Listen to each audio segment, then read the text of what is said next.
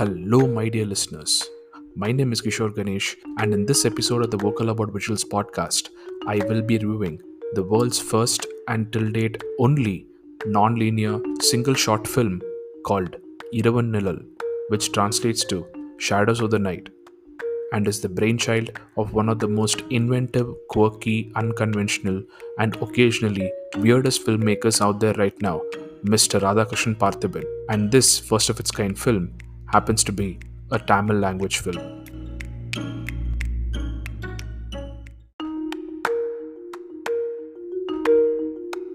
Because of the uniqueness and pioneering nature of this film, writer-director Parthiban has had to adopt a number of techniques to not just make this film but market it as well.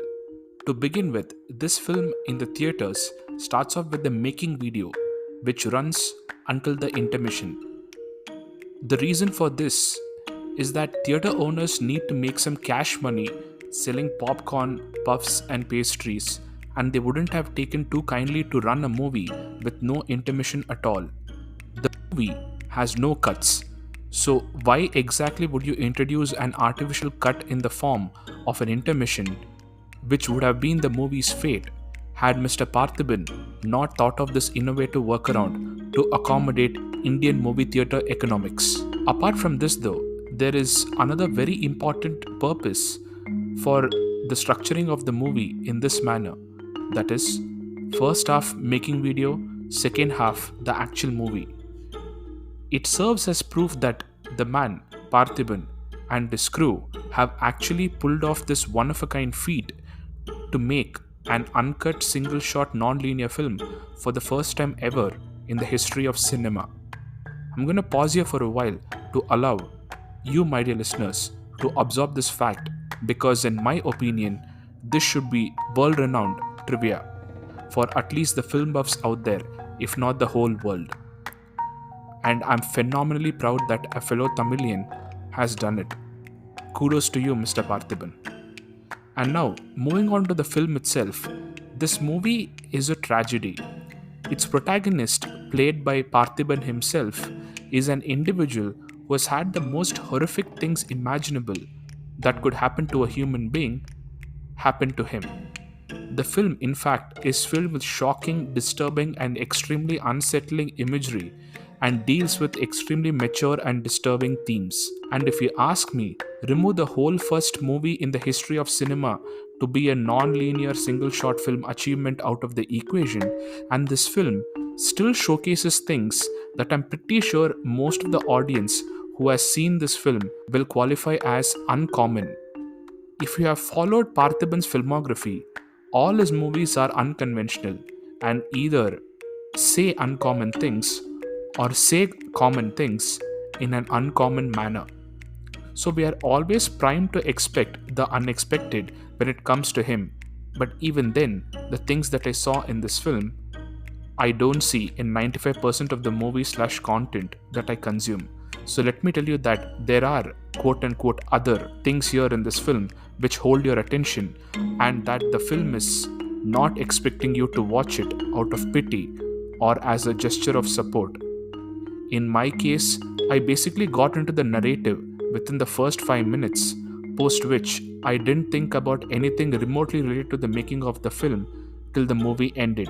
Yes, here and there, some of the things that were specifically highlighted in the making video did bring me out of the film and made me focus on them, but again, that was for a very brief period. I almost immediately fell back into the shadows of the night, or should I say, Iravin Nizhal. Now, does all this mean that the movie is perfect? Actually, no. In fact, owing to the offbeat nature of this film, Parthiban is bound to have had budgetary restrictions. I'm not saying he didn't have enough funds to shoot the film. I'm saying he would have had a finite amount, a relatively smallish finite amount. And because of this, the entire film has a very unrefined look to it. But in my opinion, this actually works to the movie's advantage because the raw nature of the sets complement the raw nature of this universe that Parthiban has created. This is a very cruel, crass, exploitative, unforgiving, and largely evil world where the story takes place. And if you ask me if this can be the reality of some people, I would quite confidently say yes, it very much can be. So, in my head, when I saw the unrefined sets, I could easily imagine real locations which probably look like this. This, in fact, added a level of authenticity to the story and helped keep me in the universe. Let's say that they helped suspend the disbelief. Coming to the performances, this is where the film largely falls short because it seems like the expectation from Parthiban here was to get a very theatrical performance from the cast, and he has set the same expectation for himself too. Except for Brigida and Sneha, who deliver decent performances, almost everyone else seem like they are acting in a play as opposed to a film. And moving to the script itself, because of the events and settings of the events, this film exists in a kind of a fantastical space. So even if there is a realistic chance that the pain, cruelty, and evil that is exhibited in this film can exist in real life, the environments and especially the resulting effect left on the audience when we move from one environment to another are fantastical.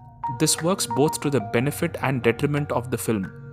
Benefit because it hides the economical production values and theatrical performances. Detriment because it doesn't allow the audience to completely get immersed in the universe. Now, there are a few things about the film I did find problematic.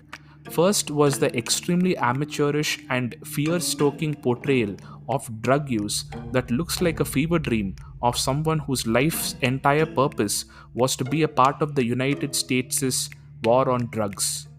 Second is the unwanted, completely pointless, and offensive rape themed wordplay slash joke. It didn't add anything at all to the film, and all it got in the theater that I was in was a negligible number of cheap laughs. Now, with all this said, do any of the limitations make this film not worth a watch? Absolutely not. This may not be a great film. In fact, it is riddled with flaws. But not for one moment would I hesitate to say that this is an unmissable film.